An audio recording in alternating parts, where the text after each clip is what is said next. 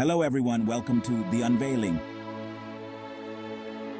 मैं हूं आपका दोस्त सूरन और आज हम वो बात करेंगे जो है हमारे होने की असली वजह, यानी कि हमारा universe. So let's start with the history of universe. Part 1, Big Bang, एक शानदार शुरुआत. ये ब्रह्मांड यानी यूनिवर्स बहुत बड़ा और रहस्यों से भरा है, लेकिन इसकी भी एक शुरुआत थी. फिर अचानक धमाका, ब्रह्मांड का अस्तित्व में आना. ये विस्तार आज भी जारी है. हम इसे आकाश गंगाओं की गति में देखते हैं. बिग बैंग मॉडल बहुत कुछ समझाता है. यह ब्रह्मांड के विस्तार को समझाता है. यह विकिरण बिग बैंग की धुंधली आफ्टर ग्लो है. हम आज भी इसका पता लगा सकते हैं. बिग बैंग एक अद्भुत अवधारणा है. यह हमें बताता है कि हमारे ब्रह्मांड की एक शुरुआत थी. पार्ट 2, पहले परमाणु यानी कि एटम, आकार लेता एक ब्रह्मांड. बिग बैंग के बाद ब्रह्मांड एक अराजक सूप जैसा था. ये कण इतने गर्म और ऊर्जावान थे कि परमाणु नहीं बना सके. लेकिन जैसे जैसे ब्रह्मांड का विस्तार होता गया, यह ठंडा होता गया. ब्रह्मांड इतना ठंडा हो गया कि प्रोटॉन और न्यूट्रॉन आपस में मिल गए. उन्होंने पहले परमाणुओं का गठन किया. ये ज्यादातर हाइड्रोजन और हीलियम थे. इसने ब्रह्मांड में एक परिवर्तन का प्रतीक किया. प्रकाश अब स्वतंत्र रूप से यात्रा कर सकता था. यही कारण है कि हम आज कॉस्मिक माइक्रोवेव बैकग्राउंड रेडिएशन देख सकते हैं. परमाणुओं के निर्माण ने ब्रह्मांड की कहानी के अगले अध्याय के लिए मंच तैयार किया. पार्ट 3, ग्रेविटेशन का नृत्य, आकाश गंगाओं का उदय. ग्रेविटेशन या गुरुत्वाकर्षण एक मूलभूत शक्ति है. यह एक भव्य पैमाने पर ब्रह्मांड को नियंत्रित करता है.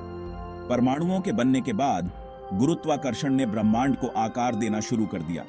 इसने पदार्थ को एक साथ खींचकर गुच्छों में इकट्ठा कर दिया. आकाश गंगाएं सितारों, गैस, धूल और डार्क मैटर का विशाल संग्रह है. आकाश गंगा निर्माण की प्रक्रिया जटिल है. आकाश गंगाओं को उन संरचनाओं के रूप में बनने और विकसित होने में अरबों साल लग गए जो हम आज देखते हैं.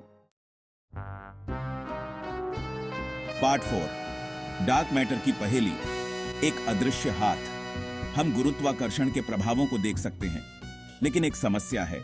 इन सब के लिए पर्याप्त दिखाई देने वाला पदार्थ नहीं है. यहीं से डार्क मैटर आता है. डार्क मैटर एक रहस्यमय पदार्थ है. यह प्रकाश के साथ बातचीत नहीं करता है. यह इसे दूरबीनों के लिए अदृश्य बनाता है. हम इसकी उपस्थिति का अनुमान केवल इसके गुरुत्वाकर्षणीय प्रभावों के माध्यम से ही लगा सकते हैं. डार्क मैटर ब्रह्मांड के द्रव्यमान का एक महत्वपूर्ण हिस्सा बनाता है. यह आकाश गंगा निर्माण में महत्वपूर्ण भूमिका निभाता है. इसका गुरुत्वाकर्षण पदार्थ को एक साथ खींचने में मदद करता है. यह आकाश गंगाओं के बीज बनाता है. वैज्ञानिक अभी भी यह समझने की कोशिश कर रहे हैं कि डार्क मैटर क्या है. यह आधुनिक खगोल भौतिकी के सबसे बड़े रहस्यों में से एक है. इस रहस्य को सुलझाने से ब्रह्मांड के बारे में हमारी समझ में क्रांति आ सकती है. पार्ट 5, तारकीय नर्सरी, सितारों का जन्म.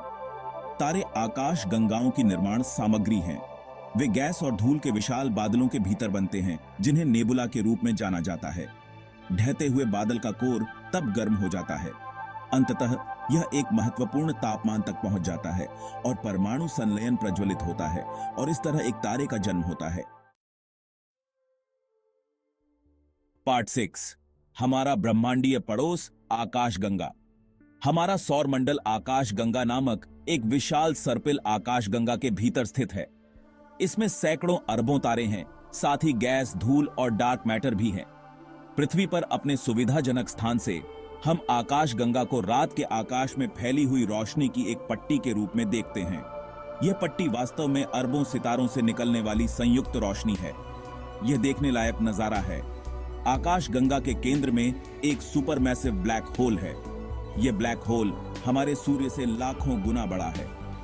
यह गुरुत्वाकर्षण का एक शक्तिशाली स्रोत है जो पूरी आकाश गंगा में सितारों की गति को प्रभावित करता है. आकाश गंगा देखने योग्य ब्रह्मांड में अरबों आकाश गंगाओं में से एक है.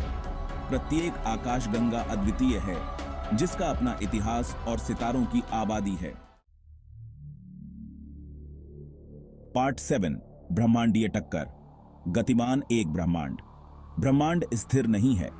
यह एक गतिशील और निरंतर बदलने वाली जगह है. आकाश गंगाएं निरंतर गति में हैं. वे गुरुत्वाकर्षण के माध्यम से एक दूसरे के साथ बातचीत करते हैं। कभी कभी आकाश गंगाएं टकराती हैं। ये टक्कर शानदार घटनाएं हैं। वे स्टार निर्माण के फटने को ट्रिगर कर सकते हैं। वे आकाश गंगाओं के आकार को भी विकृत कर सकते हैं। हमारी अपनी आकाश गंगा एंड्रोमेडा आकाश गंगा के साथ टकराव के रास्ते पर है। हालांकि चिंता न करें, यह टक्कर अगले कुछ अरब वर्षों तक नहीं होगी। जब ऐसा होगा तो यह एक धीमी और खींची हुई प्रक्रिया होगी। यह ब्रह्मांडीय टक्कर ब्रह्मांड में काम करने वाली शक्तिशाली ताकतों का प्रमाण है। वे हमें याद दिलाते हैं कि ब्रह्मांड एक गतिशील और निरंतर विकसित होने वाली जगह है। पार्ट 8, ब्लैक होल, गुरुत्वाकर्षण की अंतिम विजय। ब्लैक होल ब्रह्मांड की सबसे आकर्षक वस्तुओं में से हैं। वे स्पेस टाइम के क्षेत्र हैं जहां गुरुत्वाकर्षण इतना मजबूत होता है कि कुछ भी नहीं, प्रकाश भी नहीं, बच सकता है। ब्लैक होल तब बनते हैं जब विशाल तारे अपने जीवन के अंत में ढह जाते हैं। ढहते हुए तारे का कोर फट जाता है। यह एक विलक्षणता पैदा करता है, अनंत घनत्व का एक बिंदु। ब्लैक होल के चारों ओर की सीमा को घटना क्षितिज कहा जाता है। एक बार जब कोई चीज घटना क्षितिज को पार कर जाती है तो वह कभी नहीं बच सकती। यह वापसी का बिंदु नहीं है। Black hole cosmic vacuum cleaner नहीं है। वे अपने आसपास की हर चीज को अपने अंदर नहीं खींचते हैं। वे केवल गुरुत्वाकर्षण बल डालते हैं। यह खिंचाव उसी द्रव्यमान वाले तारे से ज्यादा मजबूत नहीं होता है। पार्ट 9, ब्रह्मांड को उजागर करना, खोज जारी है। बिग बैंग से लेकर ब्लैक होल तक ब्रह्मांड आश्चर्य और रहस्य से भरा है। खगोलविद और खगोल भौतिकीविद लगातार नई खोजें कर रहे हैं। ये खोजें ब्रह्मांड के बारे में हमारी समझ को और गहरा करती हैं। ब्रह्मांड के रहस्यों को उजागर करने की अपनी खोज में हमने एक लंबा सफर तय किया है, लेकिन अभी बहुत कुछ सीखना बाकी है और बहुत से ऐसे सवाल हैं जिनके आंसर्स अभी किसी के पास नहीं है। कि डार्क मैटर क्या है?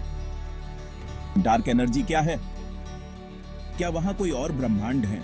Are we alone in the universe? ब्रह्मांड एक विशाल और विस्मयकारी जगह है। यह हमें तलाशने, सवाल करने और सोचने के लिए आमंत्रित करता है। इसलिए सितारों और यूनिवर्स को देखते रहें, क्योंकि क्या पता कि आपको क्या नई खोज मिल जाए। और ये यूनिवर्स ह्यूम फील करवाता है कि हमारा आज का जीवन एवोल्यूशन की उन प्रोसेस से निकाल के आया है जो हमें आज स्पेशल बनाती है। Hope you all have liked the video. इसी के साथ हम वीडियो को एंड करते हैं और अब मिलते हैं एक नए वीडियो के साथ। तब तक के लिए enjoy, take care, stay safe. Thank you and subscribe my channel for more new videos.